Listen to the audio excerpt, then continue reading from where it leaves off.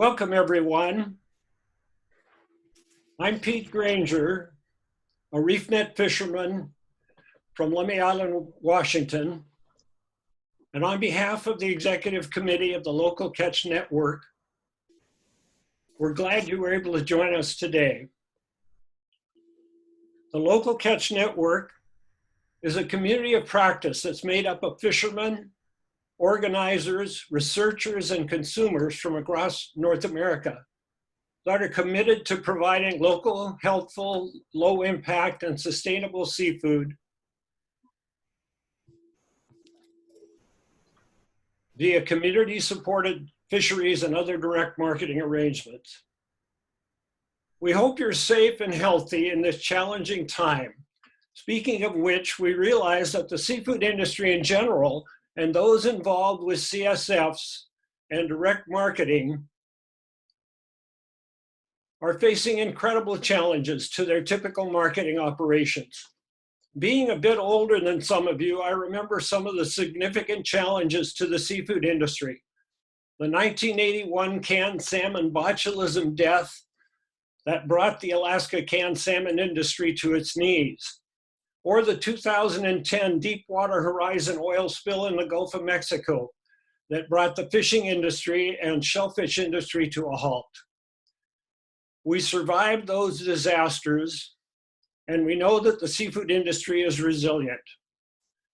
The men and women who harvest and process and market this nutritious food source demonstrate each and every day amazing grit and grace in all of your many operations. I want to now introduce Denisa Livingston of the Dina Navajo Nation, who will offer us an Indigenous welcome to this space. I was inspired last week when I joined the Slowfish webinar and heard Denisa offer a welcome and acknowledgement. Denisa is the Slow Food International Indigenous Counselor of the Global North, and we thank her for joining us here today. Denisa?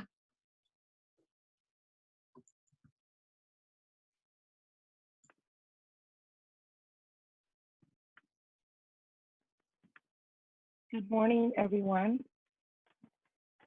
Yeah, I hope that you can hear me. And Pete, can you give me like a thumbs up if okay? Welcome, everyone, and thank you, Pete and Brett and everyone for your invitation to be with you this morning. I am sharing a slide with you from where I'm calling in from. And I'm going to introduce myself in my Dene language. I am in the Northern Agency of the Navajo Nation here in the States, specifically in New Mexico. And this is my area where I grew up. Some of you know that pinnacle there, way in the back, it's Shiprock. And in Dene, we call it Tepeta. And where I grew up there is called Mitten Rock. And we call it in our language, Tedegon. That's where I grew up. And I'm going to introduce myself. Yat Shea Denisa Livingston, Shia Kibuchi, Shishidina Ebashichin, Ode Dene Etachi, Dashiche, Don and Educachi, Dashimala. Yeah, it's all the Ishila. I should then Nasha Tedgon Wolga. Hi, everybody. I just greeted you in my Dene language, and we always say yad to one another as we set the platform, and that word has a lot of meaning in context of setting the platform forward, that we wish you well, that everything is well, that all will be well. And so it has a lot of different meanings when we say yad. And thank you, everyone, for taking time to be on this call, and really just going to take this minute to welcome you in this space as people arrive, as you arrive, as we take this time of what is going on in the world. And currently where I'm at the epicenter of the Navajo Nation leading the COVID cases. We're at 148 cases with 5 deaths, and we don't have a recovery rate yet. And leading in Indian country and what has hit us really in the remote areas. And the concern now for us here is that we've already been facing these issues pre-COVID, but now that we're hit by COVID, it is now a more urgent time to help our people and to save our people. And likewise, many other places and many other areas across the world that this silent enemy has struck almost every area on the planet Earth. And because of humanity, because of our human being, because of our human race, it's now time to unify. And although I come from a heritage of injustice, it is really an honor for me to speak words of wisdom and words of encouragement for everybody. And the first thing as a protocol that we are trying to implement in Slow Food, as I serve as the International Council of the Global North, is really the values of equity, inclusion, and justice, and biodiversity, and advocacy, and education. And in that is taking the time for an Indigenous protocol of land acknowledgement, but now it's also meaning, right, the waters and the space, the air, the digital airways that we're accessing, that we know that things are very spiritual, and we know that science can prove the congruency of spirituality and of positivity and science. And so as we move forward, where you are right now, take a moment to connect there. And now in this time, in what one of my Indigenous brothers has always told me, that in this time, a year ago, he told me, in last May, he told me that, Denise, remember that when we come to that point of stillness, stillness is still movement. And that's been really speaking to me lately. And as we do this protocol, this acknowledgement is meaningful when we connect it with our authentic relationships. And that meaning intentional and meaningful informed action. This is an opening to the greater public consciousness of Native sovereignty and cultural rights, honoring the truth of narratives of Indigenous peoples, and showing respect to our practices and spiritualities that are tied to the land, to the earth, to the water, and to the food, and all the spiritual beings that exist, our plant and animal relatives, as we continue to develop critical relationships and healing strategies for all. And at this time, we pay our respect and honor. We honor our relatives, youth and elders, the past and the present, who have stewarded this land for generations. We take a moment to connect with the land right now, connect with the space, connect with each other, and acknowledge the original people and the stewards of where we are. We are practicing mindfulness of the present and the past and the future participation. And we welcome you in this time together in this protocol. And as I speak this, I hope that this grounds us to now the next steps of our work. It grounds us in our stewardship of being a servant leader, of being a person of value, of stepping up and saying, what can I do? What should I do? What can I do better? Because as you remember, for those of you that are on the Slow Fish call, or even if you've heard me speak before, I've been encouraging people that remember that we're the love letter to our descendants. What we do now is very critical. This could either make us or break us. And as we go forward, and those of you that follow me on social media, there's a lot of negativity, a lot of disagreements, and a lot of things that can absorb our spirit in one way or the other, whether we're operating from a spirit of fear that ignites all the words that start with like disillusionment, discouragement, dysfunction. But there's all the spirit of faith too, that brings positivity, that brings the strength out of us, and brings also things to be scaled with dignity and integrity. And as we use the words and on Twitter and on social media, I've been sharing, let's change the words as well. Instead of saying social distance, why can't we say social bonding with physical distance?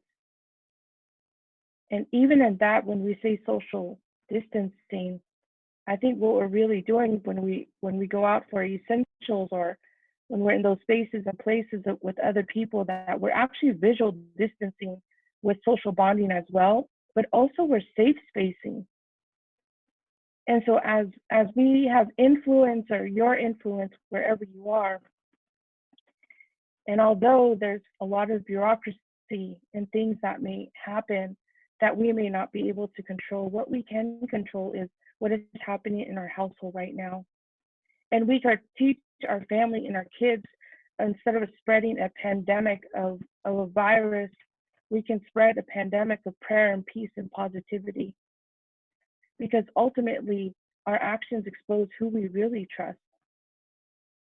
And this will bring that wisdom, this will bring that moment of stillness, so that we are given those visions in this time, that we speak words to one another, wise words to one another, and that we're careful in what we're doing in our presence and how we're raising the next generation.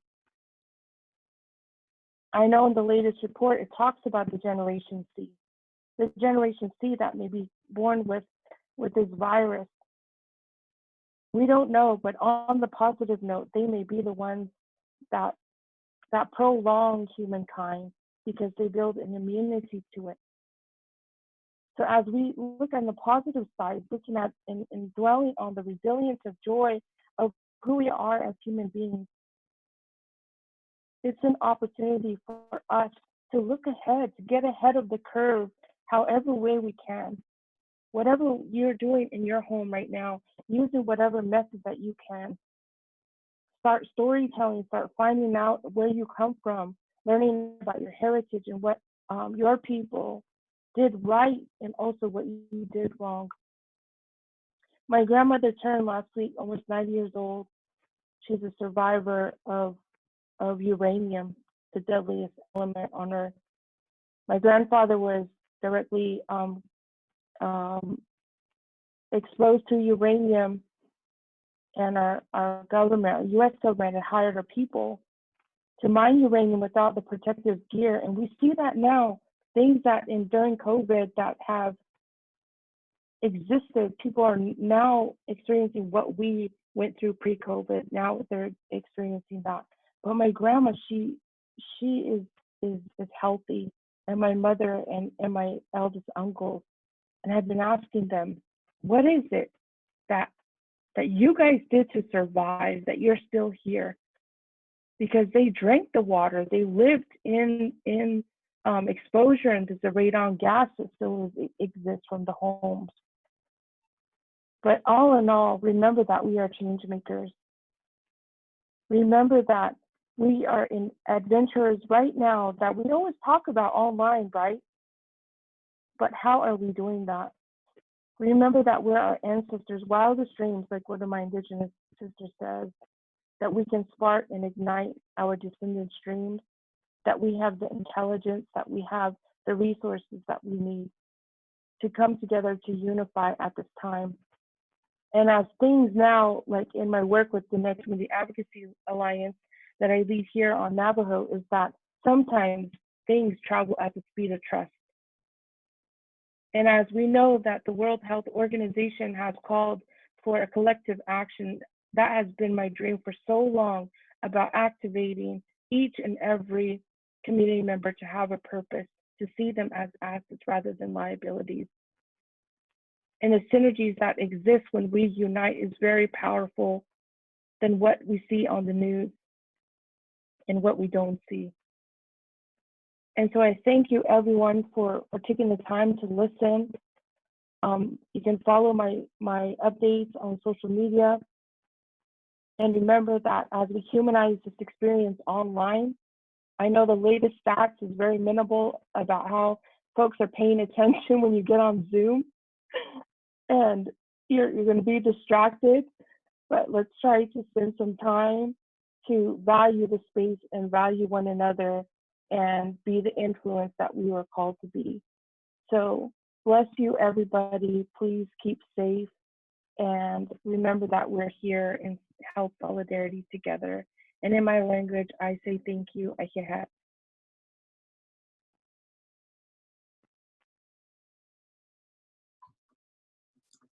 Thank you, Denise, for those heartfelt remarks. So, our objective today is to share how you are coping with the crisis in your fishing and seafood harvesting and distribution businesses. In other words, learn from each other and from some folks on this call who have critical resources and aids that may help. We're recording this session, so speakers, please keep your video function on through to the end. We also welcome our media partners and other stakeholders. Please also note that our next webinar will take place next Wednesday, April 8th at 12 p.m. Eastern, where we'll focus more specifically on emergency resources, including those that are identified in the Omnibus CARES Act that Congress passed last week. So let's get started. I'll turn this over to Tyson Razor from our committee to explain some webinar logistics. Tyson? Thank you, Pete. Thank you, Denisa. I really appreciated that sentiment of socially coming together and physically distancing ourselves. Thank you both for that. Again, the intention of the forum is to serve as an opportunity for us to listen and hear from each other and to foster an open conversation among harvesters about issues and opportunities in the face of the COVID-19 pandemic. Today, we'll warm things up and get the conversation going with a few, five speakers all across North America, and we'll hear a little bit about how their world has changed. Following those 5 case studies, we'll open up the conversation to other folks on the call and allow everybody, harvesters, seafood businesses, and others to tell us a little bit more about what they're hearing, seeing, and doing on the ground. We'll reserve most of our conversation to hear from each other, while we'll also, towards the end of the webinar, make some space to hear from others that may have any emergency resources to share and allow those to speak a little bit more in depth about those emergency resources. In case time does not allow, I want to also make sure that everybody remembers we have our chat function in this webinar. So please, if you have any resources to share with our membership, with this community, please post them in that chat function. We're going to be taking those resources that are shared, and we'll be posting them in a emergency resource document that Local Catch is creating right now. You can actually find that document at localcatch.org on the homepage. We are using this Zoom platform, so a few things to keep in mind as we move forward. If at all possible, to create this sense of community, to see each other and get to know each other, we do ask that you have your cameras on. We realize having cameras on isn't possible for everyone, so if you need to have your camera off, that's okay too. As you notice, everybody's currently on mute. Please leave yourselves muted unless you are speaking. And then also we're sure to help you out to remute yourselves, but just be aware of that function. Again, for those that may be new to Zoom, you can scroll to the bottom. If you put your cursor over the screen, you can take a look at the bottom of the screen and you can see a function on the left-hand side with a microphone that allows you to mute and unmute yourself as well as operate your camera. Today, we're gonna moderate the webinar session through a raising of hands.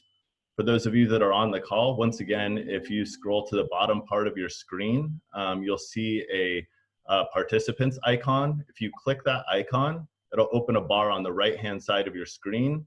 On the bottom right of that screen, you'll see something that says raise hand. If you click that button, that will raise your hand and that will queue you up to speak later on. I'll be working with others here that are helping to facilitate this to call out speakers one by one, and we'll just moderate that call by a raising of hands. And we'll get that shortly and how that'll all play out. Again, if you have any questions, we may be able to get to a question or two as time goes on throughout this session. This really isn't about a question and answer period necessarily. we really want to leave time for people to speak and hear from each other. So if you do have questions, please write down those questions that you have. Use the Local Catch listserv, find the Local Catch Facebook group that we've created, and use those resources to follow up with each other after this forum has come to a close. I'm going to go ahead and now introduce some of our case studies from 5 different speakers across North America. We'll hear from them individually one by one, and then we'll move into more of the open forum format. To kick things off, we're going to hear from Davey Palmentier. Davey is the director of River Fresh Wild BC Seafood, an inland commercial fishery owned by the Shuswap National Tribal Council in Kamloops, British Columbia, Canada. Hi, Tyson. Thanks for the intro. And also thanks for sending out a list of questions for us to kind of maintain a similar message to everyone today. So the first one, I'll just start off by telling you a little bit more about myself. I'm located about 3 hours north of Vancouver, BC. I'm sure that a lot of us are seeing similar business trends in that a lot of the folks in our communities are sort of flocking to the big box stores like Costco and whatnot. A lot of people are panic buying, and I'm sure this has calmed down by now. I've honestly not been out shopping yet since we've been asked to start social distancing. So what I've done is video called some friends and colleagues to see what they've been up to, what they recommend, and they've said that they've noticed a lot of the small local boutique grocery stores are actually still very well stocked and a lot less busy than the main grocery stores. So to me, this seems like a good opportunity to collaborate and do some cross promotion with local businesses in your communities. The business I work for, River Fresh, actually lucked out, and we were able to sell all existing inventory to a local First Nations organization, who then donated to 17 First Nations in the interior. Each of those bands were donating to elders and low-income families that needed access to groceries. So all of our existing inventory has gone to local First Nations. What issues do I foresee on the horizon? I think the big one is around labor.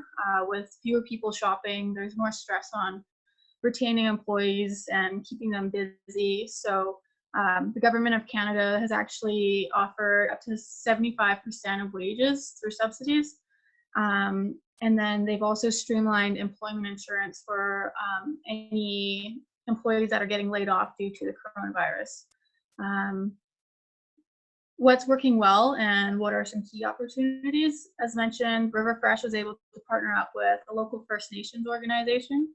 They had the money available because of one of their annual events, which is rather large, had to be canceled because we can't do gatherings anymore because of the pandemic. So they had the money on hand and ready to spend on sustainable seafood products. And then again, just donate to those communities that would have been going to the gathering. So an opportunity would be to approach similar organizations that are charitable or that have money or who have had to cancel events due to the coronavirus. Also, just looking at anybody who is in your community that has money for larger sales and promoting your business. Again, thinking outside of the grocery store box, you could also connect with local tourism organizations to do some more local cross promotion, getting people sharing more information about local businesses and just trying to partner up as much as you can throughout your community. I'm sure a lot of these local businesses are getting sick and tired of sharing COVID-19 social media posts, and I think they'd be happy to share more information on local fisheries. And then the last question is, what can Local Catch Network do to support you and other local and direct seafood marketers? For me personally, I think the LCN is doing a fantastic job at keeping us all connected. This week they created a new resource list that I'm sure we'll be sharing very soon if it's not already released. I know that they've been updating their website regularly, their Facebook and Twitter pages. The only thing I didn't see updated was their LinkedIn page. And in terms of these webinars coming up, I think LinkedIn is a great place to be sharing more information. So people that are still at work and still going through their LinkedIn feed will get to see the first updates on that social media platform. And that's all I have. I think I've got about 3 minutes-ish. So thanks, Tyson, and I'll hand it back over to you. Great. Thank you for your thoughts and insight and your time today, Dave. You really appreciate it. I know you're in the middle of a lot as you're transitioning with what's going on over there at River Fresh. So thank you very much. Next up, we have Buck Jones. He'll be our next case study and speaker. Buck is an enrolled Cayuse tribal member, one of the tribal bands that compose the Confederated Tribes of the Umatilla Indian Reservation. He works for the Columbia River Intertribal Fish Commission in the Salmon Marketing Department. The Columbia River Tribal Fish Commission represents 4 treaty tribes: the Confederated Tribes of the Umatilla Indian Reservation, Warm Springs, Yakima Nation, and Nez Perce. They have treaty fishing rights among the Columbia River and its tributaries. Thanks, Buck. Thank you, Tyson. Good morning. My name, as Tyson introduced me, my name is Buck Jones. I am a enrolled Cayuse tribal member, and I work for Columbia River Intertribal Fish Commission, which represents the 4 treaty tribes that have fishing rights along the Columbia River. With this COVID-19 pandemic happening, it's really affected our tribal people along the river. We fish 154 miles on the Columbia River between the states of Oregon and Washington. When the dams were built in the 1930s, it flooded our traditional fishing areas. The government promised us to rebuild those lands. So it took about 40 or 50 years, but they did give us about 31 treaty fishing access sites along the Columbia River. They was made primarily for seasonal fishing, but with the issues with their tribes being communal, and it's led to a lot of people staying on these sites year round. So with this pandemic going, it's really a big concern that as our people are living in close proximity, that this could really cause a big firestorm if this was to happen, to have one of our tribal members get caught, just because of not being able to really have anywhere else to go, to social distance, and then we also have a crew that maintains these fishing sites that has to keep them sanitary. They have cleaning tables, they have restroom facilities, and it's a big concern that these frontline workers, may get the virus and bring it home to their families or others in their communities. So that's one of our big issues that we've done. We actually have 31 sites, and we had to close 15 of those just to pay attention to the ones that are where our community members and the residents live. Our commercial season, we probably won't have one early this year. It probably won't happen until the summer, but that's kind of a concern for our fishery, is that it being a little bit later with what's happening. We don't know can't predict the future, with the economy shut down and the stay-at-home orders. We have a good over the bank or direct to the public sales that we do, but if there's no public there, how are we going to be able to sell to the consumers or the public? We got a good wholesale system where we have big companies coming in But as I mentioned, I think our big returns is usually in the fall for our salmon. And what I've been seeing or what I've been hearing, maybe the community can help me with this, is it going to be a frozen fish? Is it going to be, that's what it's going to be? Is there going to be, is the economy going to bounce back? That's kind of what I'm concerned about. You know, we as our trouble fishers, we do not have a frozen capacity on our boats to freeze the product. I'm sure that some of these big companies may have that, but how is that, or their freezer's already going to be full. So I've seen that some direct or internet delivery systems are working really good out there. That is something that we do not have a presence in, and maybe it's something that, with the changing way of the world, maybe it's something we should develop. You know, I've seen different fisheries are selling from the dock and directly, and we do have that presence, but I've seen some of them are shutting down too that way. Excuse me. So I think what we have going for ourselves for Cryptic is we're a technical advisory arm of the tribes, and so as I was taught or whatever, you know, the strength of our 4 tribes make us strong, that we're united and we're working together. Yes, we do have some issues, you know, amongst our tribes, but Cryptic's there to help. We developed a resource guide for our fishers that I'll be sharing in the chat room. But I think that you know, we have a text messaging system that we can reach out to our fishers and our tribes, and we also have a daily newsletter that we put out daily, so that we have actually could communicate with our fishers in that way.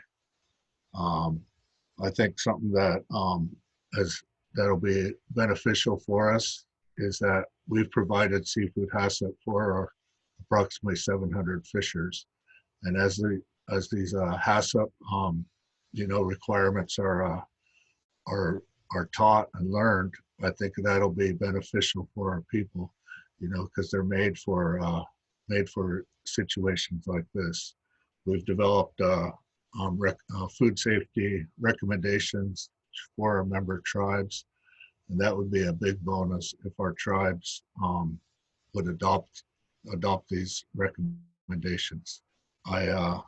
I see that coming down the road, that that'll you know, that because we are each sovereign nations, and so right now we do not have those, but we've made a couple presentations to do that.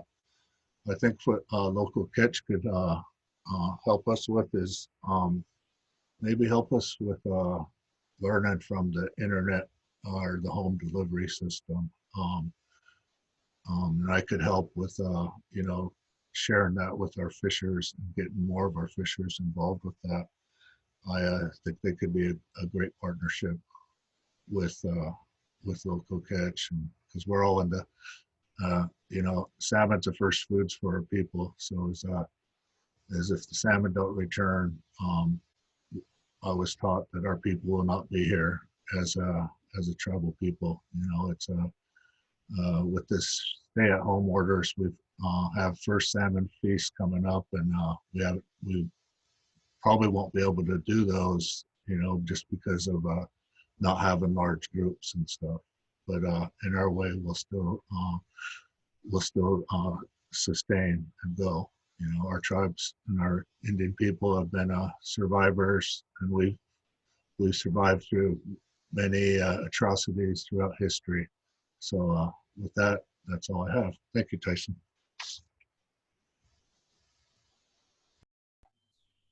Thank you for that insight, Buck. There's a lot going on there. And like you said, please do share the COVID-19 resources that the Columbia River Intertribal Fish Commission's come up with. I was perusing that the other day. There's a lot of good stuff on there. Thank you for everything you do. Next up is Kelly Marhefka. Kelly is an owner of the fishing vessel Amy Marie and their family seafood business Abundant Seafood, based in Charleston, South Carolina. Yeah, it's actually Carrie, but that's okay, Jason, because Carrie, it happens all the time for me. Sorry, like, I know, no, don't even. It happens a lot, but yeah. I told you I wouldn't, and then I did. Look at that. You planted it in your own head. Hi, y'all. My name is Carrie Marhefka, and my husband and I are technically in Mount Pleasant, South Carolina, which is a suburb of Charleston. Really quick, our history is my husband has been a commercial hook and line snapper grouper fisherman since 1979. He's second generation. In about 2006, kind of like due to both of our involvements with the Fishery Management Council process, we both kind of saw the writing on the wall that we were going to need to make a little more money with less fish. And so it was in 2006 that we started selling direct to restaurants in Charleston, South Carolina. The idea was to put less miles on the fish. At the time, our fish was kind of getting picked up on a truck, taken to one of the big markets in like Baltimore, New York, and then getting trucked back here and sold at restaurants after having thousands of miles and many days on it. In 2010, we started a community supported fishery program to take the step, one step further to selling all of our own catch off of our boat. Within a couple years, our demand was greater than our supply, so we started working with other fishermen that we knew through the years of Mark Fishing or through sitting on a council advisory panels with them, which leads us up to last year when we decided to make a huge capital investment and buy, for the first time, a brick and mortar facility.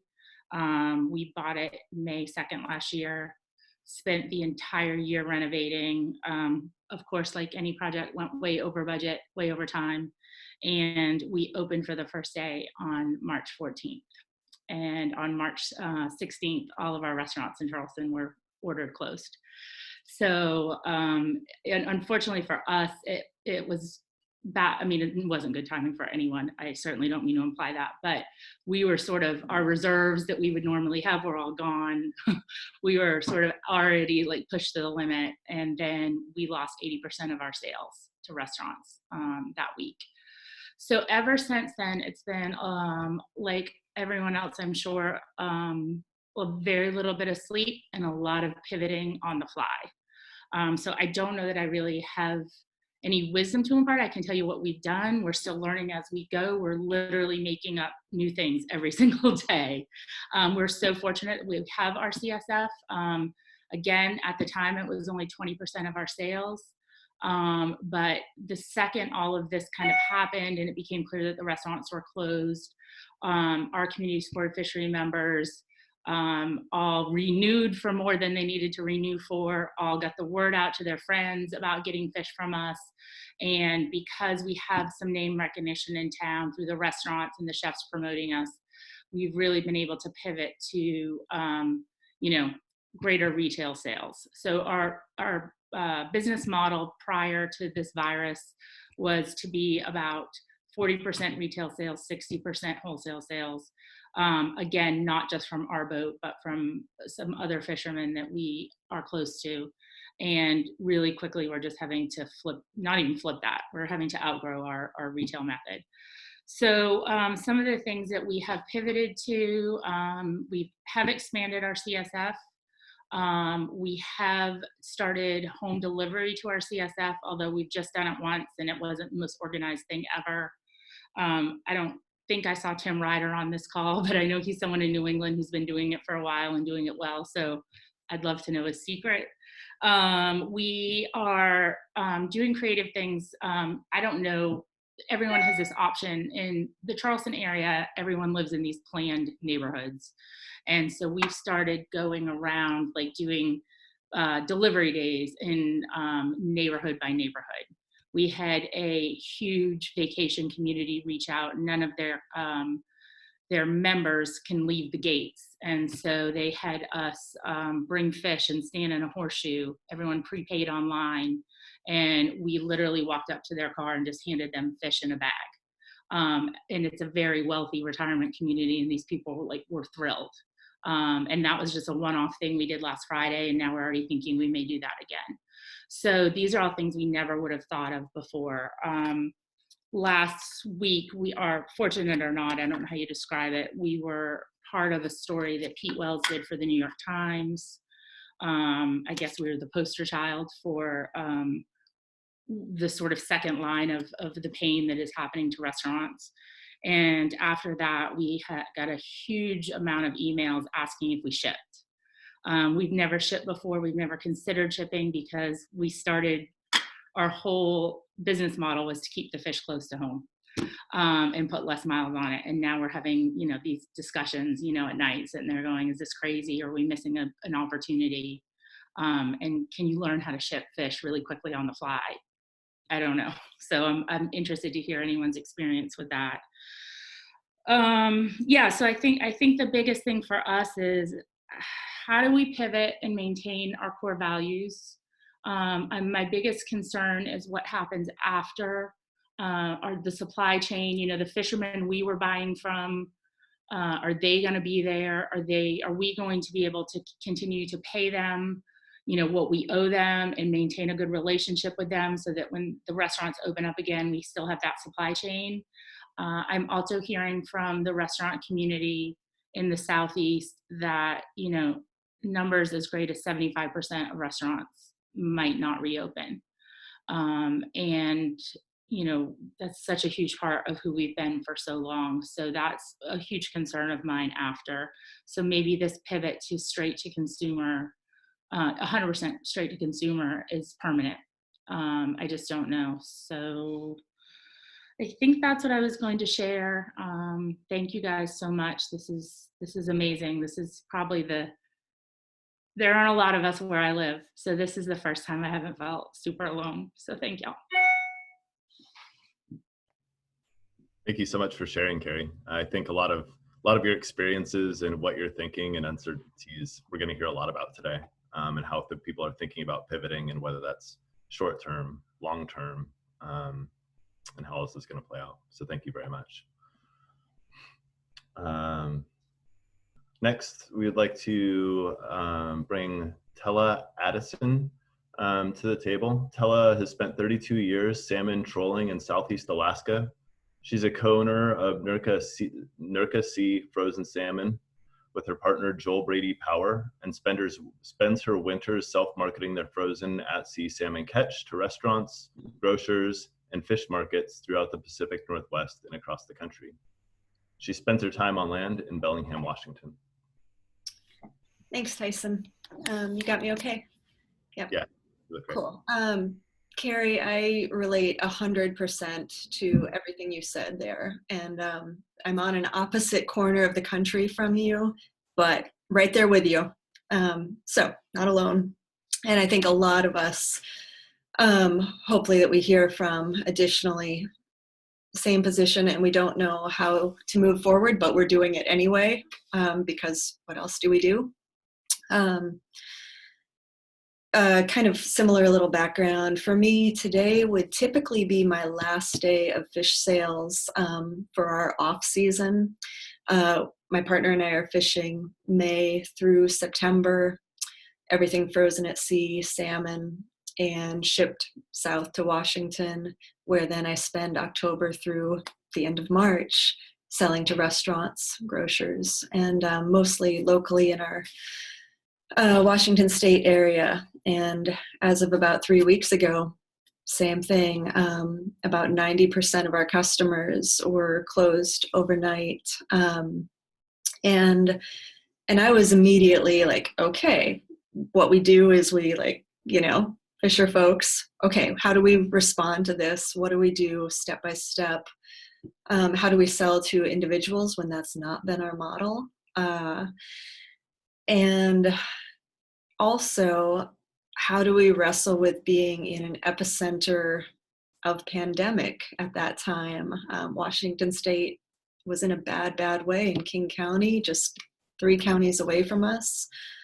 And what, I really struggled with my own feelings about how am I going to deliver to individuals and make our fish available and be part of the food supply chain.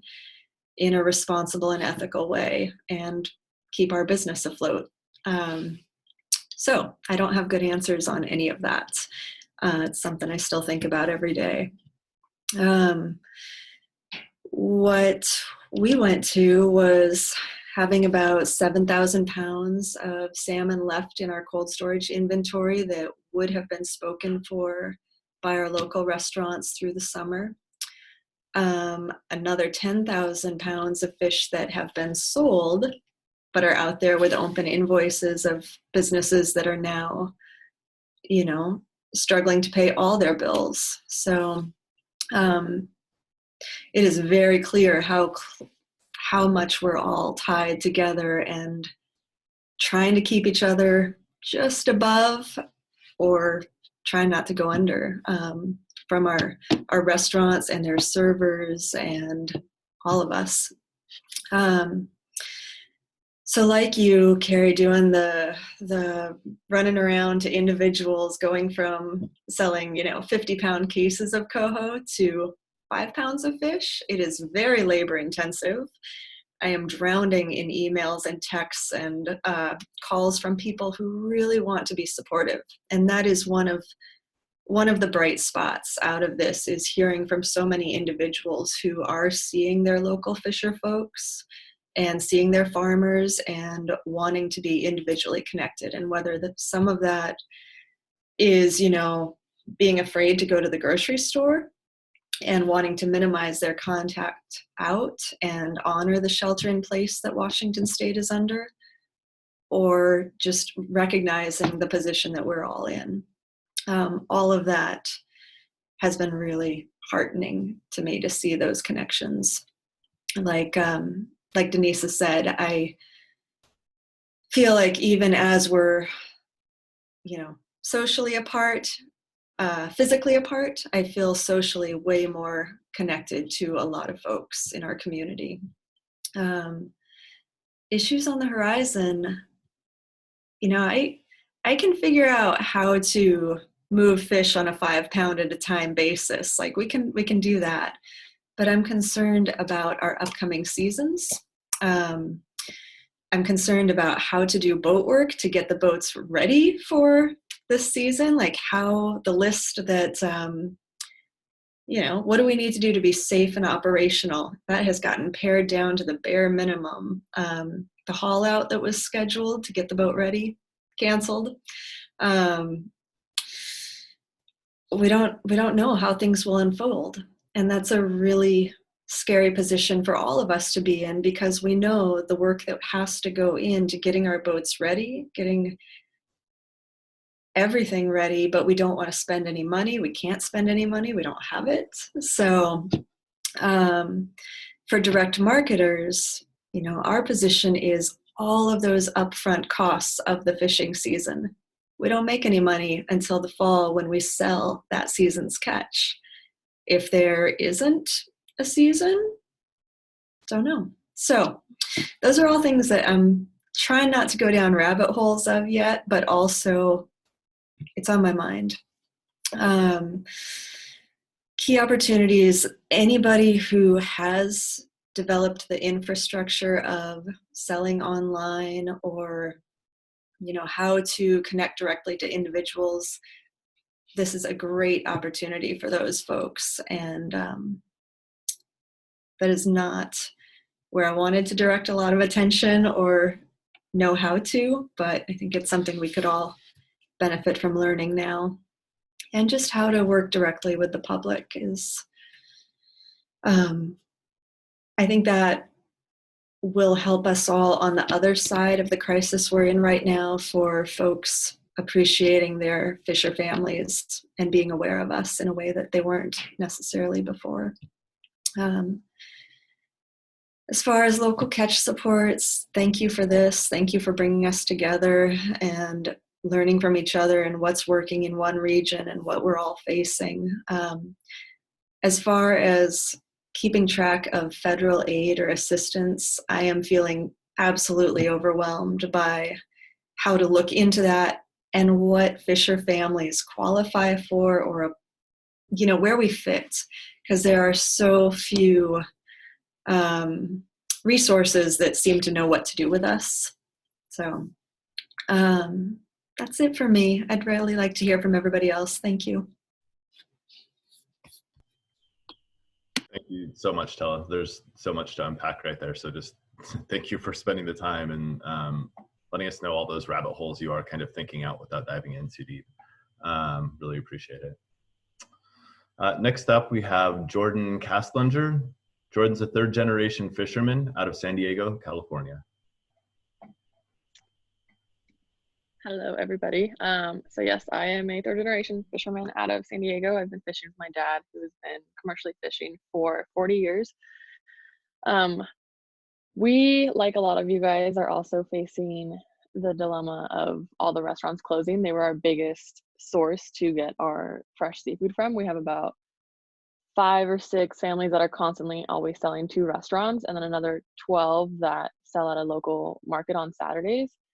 And since this all started kind of 3 weeks ago, we switched to trying to figure out what to do with all the fish that we had and all the processors that we got our bait from. Out of like the dozen that we have here in San Diego, about 2 remain open. And so we have now no way to get bait to go fishing to continue to try to supply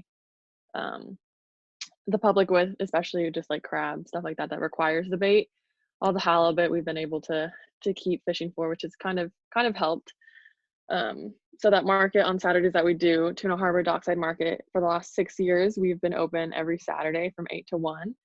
And we had a pretty large following in terms of return customers, both locals or people that were just visiting in town and heard about us and were curious and wanted to come see what the local seafood scene was about. And so in the last 3 weeks, we've seen about 40% of all of our sales are new customers. They've never been. They heard about us on KPBS or NPR. Word of mouth has kind of just spread and really spiked the people that we have coming on any given Saturday.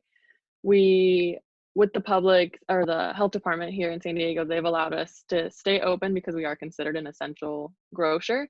So they're allowing 50 people on the dock at once, but there's about 25 of us fishermen and vendors that are there. So we allow about anywhere from 20 to 25 people on the dock. From 8 to 1 this past Saturday, we had so many people that we started at 7 just because we didn't want too many people bunching up. We had 6-foot intervals taped onto the ground in blue tape. And in the beginning, people were following it really well. And then as the day went on, they seemed to forget that they weren't supposed to be standing directly on top of each other. But we've been really vigilant on making sure that we don't have too many people at once. And we've had the Harbor Police and SDPD has been present every week to kind of just help facilitate that people are staying kind of far apart and that nothing is going where it's not supposed to be. But we've definitely noticed people are more willing to talk to people in line before instead of pushing and shoving, to run and get fish, because typically on a Saturday we would open at 8 and it was a kind of a free-for-all. You could come and go as you wanted. And now people are having to stand in line and wait for something that they were used to just walking up and leaving. Now they have to wait 20 to 30 minutes to even get into the market, buy fish, and then they leave. People are also buying in bulk, so fish has been running out a lot faster. Instead of getting 5 to 10 pounds, people are now buying 60 to 70 pounds and freezing it. And it's definitely been difficult to try to get the 300 to 400 people that we've seen in line all some fish. Typically we'd have about 200 to 300, and all of a sudden we have less families fishing now because there's less availability of everything and more people interested in wanting local fish. And like I said, a lot of it is new customers as well who have never been. And so I think, like some of you mentioned, they panic buy and they try to get 2 to 3 whole fish tunas that are 20 to 30 pounds, and all of a sudden people that are in line wanting just a couple pounds don't get anything because they come back every week and want to be return customers and continue to support us. So that's definitely the biggest way we've kind of had to adjust. Like everyone else, we're a little hesitant, or not hesitant, just kind of nervous about how this all changes when restaurants, if and when they reopen. I work at a local restaurant that we sell seafood to, and I'm unemployed right now because they closed. And so it's definitely working well. We had a couple families delivering fish, which has helped. They pick up from other families that are not wanting to sell at the market because they don't want to be exposed to that many people in a day. So we've had a couple families that pick up from other families and then they deliver their catch and other people's catch to people who have pre-ordered. We're also working on trying to set up a website to have pre-order and online orders and then pick up on Saturday mornings at a given time. We have never had to do that before, so it's been the biggest obstacle in trying to develop some sort of website people can pre-order, but we don't want to allow too many people to pre-order and then the people that do show up on Saturdays not get anything. So we are trying to soft open that on for this coming Saturday, but it's been a lot harder than anticipated. So that's definitely our biggest obstacle right now. It's been really nice having the local catch network. They've definitely helped people connect to us. We've heard a lot of people saying that they heard about us online from the links that have been posted from everyone. So it's been really helpful, and I'm optimistic that it's going to continue to be a productive place for people to come get some sort of protein, but we'll see if guidelines get stricter in the next couple of weeks. So hopefully it's not any worse than it can be right now. And back to Tyson. Thank you, Jordan. Really appreciate your time and your insights. And I can only imagine what it might be like down there, just kind of mitigating the tuna dockside harbor at some points and times. Hope to make it there someday. So from here on out, we are now going to move into the open forum where all participants on the call will be able to share their thoughts and insights.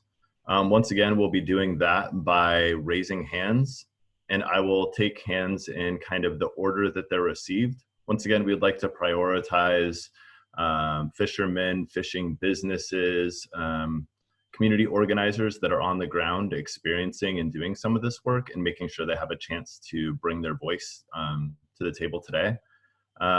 We ask that everyone tries to limit themselves to 3 minutes. We only have about 30 minutes left for the webinar. So we'd like to hear as many perspectives as we can, but also provide you enough time to also bring your full insight to the table. So once again, to raise hands, if you scroll to the bottom of your screen, you'll see the participants icon. You click that icon, and that will open up the bar on the right-hand side of your menu. The bottom of the participants menu, at the bottom of that screen on the bar, you'll see a button to raise your hand. And I see some of you are already raising your hands now. Very good work. And I'll just take them in the order that they come up, and we'll get through as many folks as we can. I also would like to just take a moment to remind you of a few of the questions that we're raising up here. And I'm just going to share my screen with you all real quick. So some of the questions that we would like to cover include,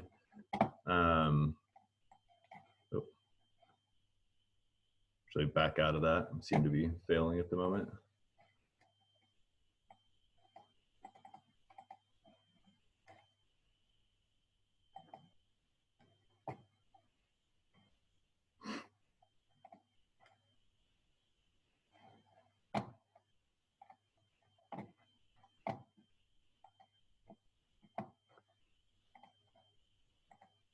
Okay, hopefully you all can see the questions, yeah, posted. What we're looking for is, for any folks that are on the call today, what are the current issues that you as local and direct seafood marketers are facing? What are the issues that you foresee on the horizon as we work our way through this pandemic? What is working well? Where are you seeing success? Or what are key opportunities you're witnessing?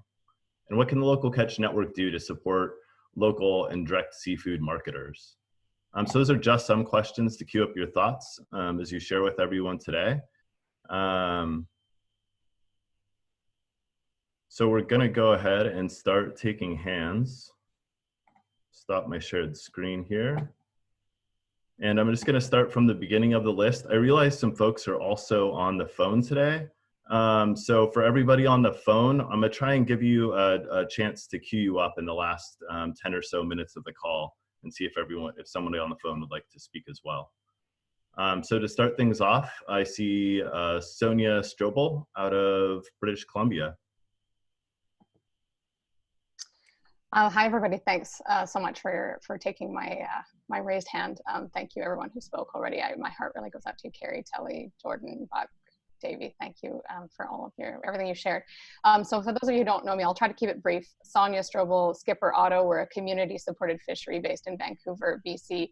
We started in 2008 with a direct-to-consumer program where we pre-sell our catch. We've grown over the years. We support about 30 fishing families here in BC through pre-sales direct to home cooks. So 95% of what we do is direct to home cooks. And, it's just hearing all of you and hearing, people speak about the challenges that they're facing has really made clear why, robust local food systems are so important, and how vulnerable we all are to, the massive export markets that we face, to, distant processing, to all of these kinds of problems. And so, what's been working for us is that we really are fortunate that we already have a really extensive, we have about 3,000 members across Canada who already purchase the catch of our fishing families. And that's, we've seen, huge response, of course, from them, and growing membership and growing sales. And so what I'm thinking about, and what I've been thinking about a lot for the last maybe 5 years or so, is how do we leverage the tools that we've built? Because I understand, like, not everybody can just up and create local direct-to-consumer markets. We've spent 11 years building software, building tools, building systems to make that possible. So you can still fish, and we can kind of streamline how we get fish from the dock to home cooks. And as I say, Canada's a big country, right? So we've got members, we're based in Vancouver, we've got members in Ottawa. They're a long way away, but we're able to do this in what I think is a super low carbon footprint way, in a really efficient way. And so I just want to put out there to any of you who are thinking that you might want to expand to direct to home cooks, or if you have a small direct to home cook kind of market, and you're thinking that you might need to, Carrie, you were saying, like, gosh, like, what if the restaurants don't come back online? What happens then? So what I'm interested in is how can we work together to build out something that's not just emergency response now, but like is a more robust direct to home cook thing throughout Canada and the US going forward. So I'm afraid I will have to hop off a bit early because I have to hop onto another call, but I just want to put that out there. Sonia@skipperauto.ca if you want to email me personally or reach me through local catch. I want to have those conversations about how maybe we could kind of repurpose tools that we've built for all of these communities. So. Thank you so much, Sonia. And I think that's a large question on a lot of people's minds. I think what we're seeing right now around resiliency in the food system is kind of telling in a lot of different ways. And I just hear you talking about how can we do even better and build more resiliency. So thank you for bringing that to the table.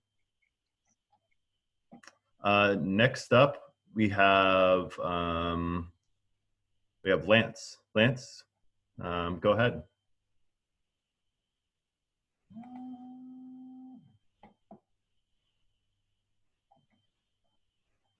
Hey, do you hear me? Yeah, we can hear you. Good to see you. Yeah, good to see you. Here in South Louisiana, I mean, this couldn't have happened at a worse time. Our shrimp season is coming up, and a lot of people depend on these spring season openings, and processors have told the boats not to go out for 2 weeks, and that was before the president extended the order to April 30th. So by then, a lot of shrimp will be ready to be caught out there, and fishermen won't have anywhere to go with it. And a little history on my business. For about 15 years, we've been plate freezing shrimp on a boat, and we have direct markets. We do 8 farmers markets a month, and seems like that's one of the things that's just been carrying our business. We were connected with probably 25 restaurants in the city, and we only have about 2 or 3 that are willing to continue to buy. I mean, most of these guys are really struggling. I was able to do a fish offload a week before the pandemic really got bad here, and they started closing the restaurants. But I mean, I have a lot of money out in invoices. I'm hoping I'll get paid. But, you know, it looks like we're going to have to shift our business more to direct sales and farmers markets. And we were just sitting around not knowing what to do. And I sent both of my boats out fishing, and we have one coming in this week with about 3,000 pounds of fish. And we're going to cut and process a lot of it, but we're going to be creative and, you know, do a drive-by market in Lafayette and some other things. We still have our farmers markets going on every week, twice a week. And it's kind of like a drive-through market. And, you know, the sales have nearly doubled at our farmers markets. And one of the things that we have here also is the governor, the stay-at-home order, he allowed people to go fishing. So our bait sales went from about 1,000 pounds a week to 2,000, 2,500 pounds a week. So, you know, I mean, we're still surviving, but we're just uncertain about the bigger picture in the future. And New Orleans has about 1,600 restaurants, and I'm hearing the same thing, that only about 25% of them are going to be able to reopen and weather a storm. So it's kind of bleak on the future, and we're just going to have to be more creative and figure out ways. You know, our wholesalers, we used to send 3/4 of our fish out with wholesalers when the boat would come in, and now, you know, they're telling me, check with me later in the week when the boat's coming in. Maybe we'll order a little bit, but, you know, we're just going to have to be creative and figure out new ways to move our products.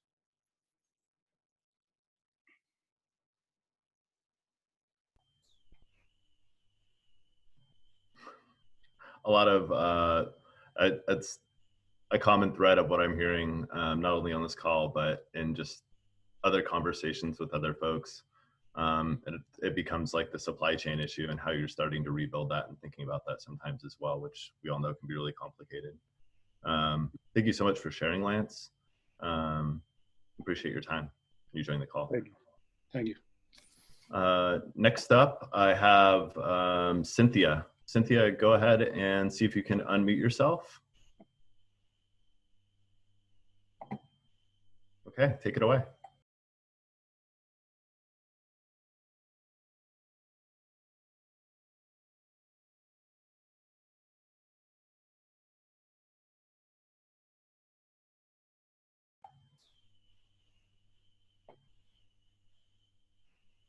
Cynthia, we can't hear you speaking, so I'm not sure if your computer might be muted in a different way.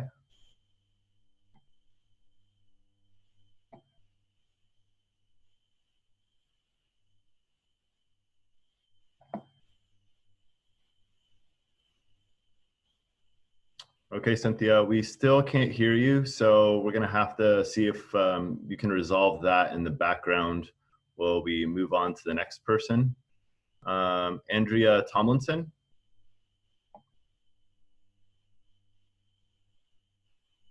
Hi, can you hear me? Yeah, we can hear you. Good to see you. Excellent. Hi, good to see everybody. Hi, Andrea Tomlinson, New Hampshire Community Seafood. So here in New Hampshire, we are a direct consumer and restaurant community supported fishery. We are not in season right now. Ironically, our season typically starts middle of April. So what we've done, board of directors and I have proposed postponing the season for 4 weeks because most of our 21 pickup locations are in public areas, and we're trying to, you know, abide by COVID-19 safety procedures. So we have postponed our session to mid-May. We're getting a lot of interest. We have pickup locations. We do not home delivery. We're not set up for that.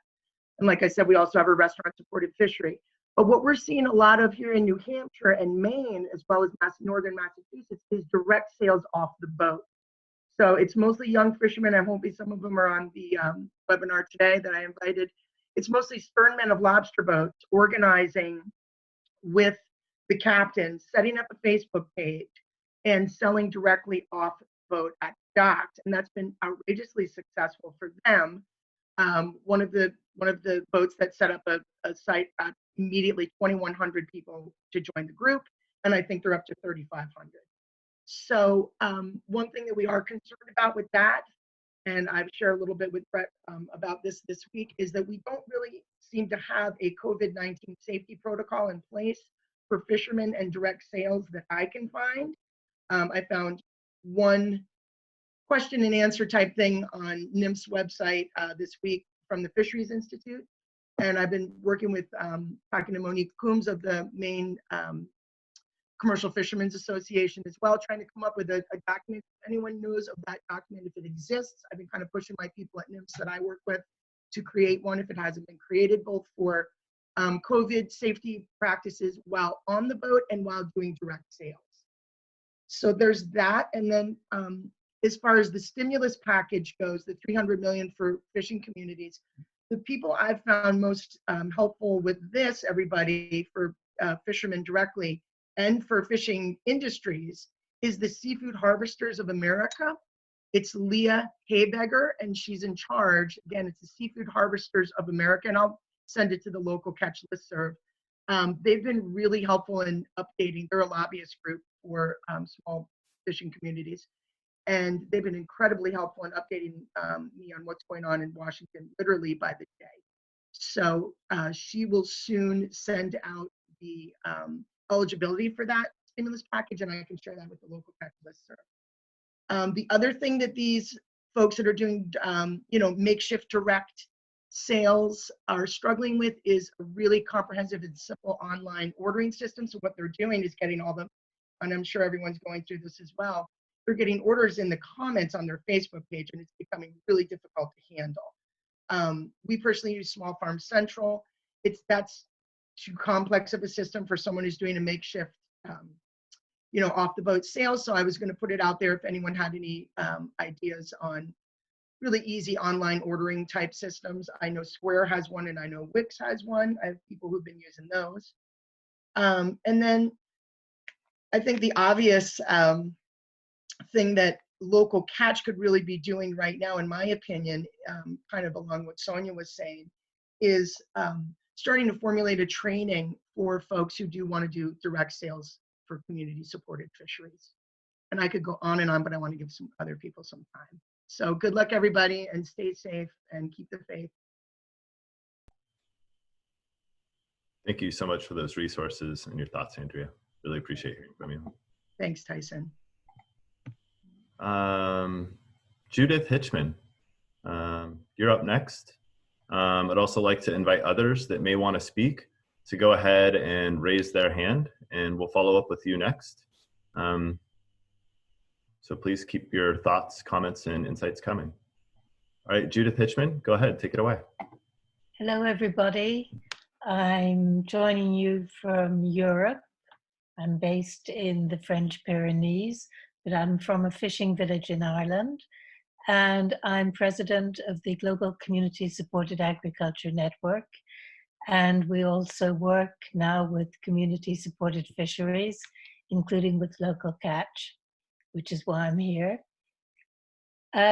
Jordan, I was struck by something you said, which is that you have people in your queue buying big quantities of fish, panic buying, and people who just need a couple of pounds to keep themselves going and who don't have the money to panic buy, probably, being hard done by. In Europe, what has happened in markets of all kinds is panic buying, and there has been a lot of rationing, that only so much is allowed per person. Now, obviously, if you're selling direct, you need to be sure that you can sell everything you have. But at the same time, when you do have local consumers and they're regulars, you also need to make sure that they can have what they need to eat. It's called food justice. So perhaps you can avoid the panic buying of large quantities by saying to people that they are only allowed so much per person. And if there is fish over at the end of the market, that they can come back for more. That is one concrete thing I wanted to input. I also wanted to share with you that in Europe in general, community supported agriculture has been authorized to do the normal distribution, taking into account distancing. It is still the safest way of buying food when it is direct from producer to consumer. because there are very few people handling the food at any one time before they get it home. So it has been authorized pretty much right across Europe. Also, with the pressure of farmers' unions, we are now managing to keep some of our farmers' markets open in many of our countries in spite of the COVID that is pretty serious in a lot of areas. Those are some of the things I wanted to share with you. I don't know whether Thibault, who is also on the call, can share something about selling direct to producers, that is by the fishers to the consumers off the boats, that has been authorized, again with the same kind of public pressure from organized civil society networks and social movements. I know that at home in Ireland, it is a very dire situation because the boats are allowed to fish and nobody is allowed to go more than 2 kilometers from where they live, so that people cannot even go to pick up the fish off the boats at the quay. So the situation is really very serious there. So thank you very much to everybody, and we're all in this together, and I've been immensely touched and also really, really happy to see so many extraordinary women taking part in this call. Thank you so much, Judith. Great to have an international voice here today. You said it. We're all in this together, and we're all just taking this one day at a time. So thank you for bringing your perspectives in and your insights in. Really appreciate your time. Next, we have Sunny Rice. Sunny, please go ahead and remember to unmute yourself and take it away. Thanks. And I wanted to leave space for folks that were actually direct marketing, but it sounds like we're maybe through that. So I work for Alaska Sea Grant. Just wanted to mention a few resources. We have a website called FishBiz that has a lot of spreadsheets and things that you can do to model out different scenarios. There's also a project that we did with the University of Minnesota that has business planning specific for direct marketing. So any of those sort of business questions, it might be a good resource for you, for folks. The catcher-seller question, we're trying to address that real quickly in Alaska. Next Tuesday on April 7th, we're going to have, at noon, we're going to have a webinar about how to do catcher-seller. This is all specific for Alaska, so I don't want to get too specific, but I just wanted to share one other thing that an extension person in the farm world mentioned, which is in thinking about reacting to this COVID crisis, to try to ask what's going to be important come September. So maybe there are things that you need to adapt to now, but are there things that you can do now that will also make sense in September, and trying to avoid going off into directions that don't, that maybe aren't going to serve you in the long run. But just encourage folks to look at that FishBiz webpage. Thanks. Yeah, thanks so much, Sunny. And we got a comment, and I would agree with that. If possible, maybe get a link posted for the FishBiz Connect. I know that I've definitely gone over that webpage a few times for our Egg of the Middle Accelerator program and fishermen. It's some of it's very specific to Alaska, but I think it's absolutely general enough to where anybody in North America or pretty much in the world could take a look at it and take advantage of some of those resources that you all put together. Okay, thanks. I'll post the FishBiz link right now. Thank you. Yeah, thank you. It looks like we've worked our way through all of the comments here online, all the raised hands. I would like to open it up to anybody that's on the phone that would like to bring their perspectives into this conversation. This is Jeff O'Hara from USDA. I'll just jump in real quick. I think we have not really engaged local catch network as well as we could have in the past. I think that's something that's unfortunate. I think there's a lot of great stuff going on here. I certainly hope that everyone here is aware of our existing grants that are currently out there. We've extended the deadlines to May 23rd. So there's opportunities for local catch members to either partner with local organizations in their community that are either applying for these grants or to apply for them themselves. We've given some to seafood businesses in the past. We have a website at localfoodeconomics.com, which we're going to be which we're really going to build out now with regard to COVID. There's again an opportunity for information to be shared here on that website. There's going to be a lot more work USDA is doing to try to understand this issue better. And so there's opportunities for this group to engage with us in that way. And I think we can talk about that some more, but I just, didn't hear USDA mentioned very much on the webinar so far, which, is, and I'm not saying it's anyone here's fault, but it's not a relationship or a way that it seems like is being leveraged as effectively as it could be. And we're here to help local markets. And I know fishermen might sort of be off the grid from the point of USDA, but I think we'd love to see if there's opportunities for us to do a little more. Yeah, thanks so much, Jeff. One of the things that I've really noticed too is trying to figure out which resources actually apply to fishermen and which ones don't, depending on what the resource is. Sometimes they're considered eligible for a specific grant or loan opportunity, and then other times they're not. So it can be a little bit tricky. And thanks for bringing that to the table. That could be a really good conversation going forward and kind of trying to dig through that a little bit. Appreciate So it. I would just say on our grant programs, absolutely. Our grant programs, I know, wild caught fishermen have gotten them and applied for them. So, and in general, yes, that would be something that would be appropriate. But things like data collection is more of a jump ball because NIMS does some and USDA does others, and we don't need to go into the details of that here. But and I'll just be honest, there's some confusion on my end about what we're doing versus what NIMS is doing. So I'm hoping you guys can help me understand some of this better also. Great, we can work with each other on that. Thanks, Jeff. I see a raised hand from Frederick Madera. I want to go ahead and bring you to the table, Frederick.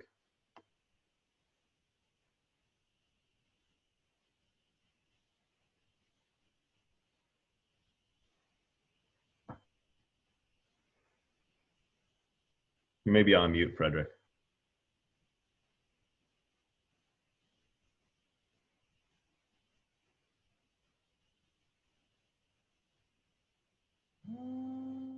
Okay, Frederick, I'm not hearing from you, so I'm going to take the last comment of the day, last insight of the day. Up here in the Pacific Northwest, Amy Grondin, please unmute yourself. Love to hear from you. Hey, Tyson. This is just something that maybe you could help us with. I know on another Zoom webinar I was on recently, I lost all the comments and didn't get to record them, and there was some really good information in there. Is there a way to record all the comments so that we can have them for later? Yeah, that's a great question. I believe the comments are available post-session for the meeting host to be able to grab all of those. I can't recall if they show up in the recording or not, but we'll definitely work as a team for the executive committee to get all these comments wrapped together. I know we have a gracious intern from the University of Maine that's been capturing all the links and resources that everybody's been sharing as this has gone on. So they've been back there compiling this information. We'll definitely have some way that we can share this conversation with you, Amy. That's great. Thanks, Tyson. And then just on another note, it's like right now there is some money in the bank because we just have finished our season sales, but looking forward to when the mortgage is due in October, that's a whole nother story without having a fishing season if that is what happens. So any resources like the gentleman from USDA mentioned, it would be really interesting to hear more from USDA about these grants because you're not really visible in the fisheries world as much as we would like. And any outreach you can offer us would be fantastic. Thank you very much. Yeah, thanks so much, Amy. And I appreciate everybody here today, all the insights, openness, and willingness to bring your stories, your insights to the table, and allow us to learn and hear from each other. It's exactly what we wanted to accomplish. I'm going to go ahead and let Pete wrap things up and remind you all that we'll be having another webinar. Right now, we're aiming for April 8th. And that'll be more around actually bringing some of these resources that we've talked about today and specifically discussing what's going on with those and how some of you on the call today may be able to utilize those. So Pete.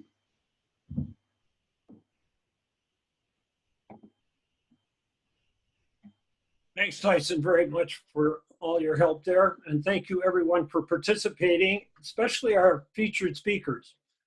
I'm heartened by the sharing that took place today. And if you have comments, please send them to us at Local Catch. And as we say, this is the first of what we think will be several seminars as we negotiate these unknown waters of the crisis. Again, save the date for April 8th, Wednesday next week at 12:15 or 12 p.m. Eastern. And I've been looking at the messages, and there's just a heck of a lot of great resources listed there as well. And we'll be following up on some of those. But if you have any other resource people that we can put on that webinar to share resources and aid, please let us know that as well. So until next time, stay safe, stay healthy, and eat fish. Thank you.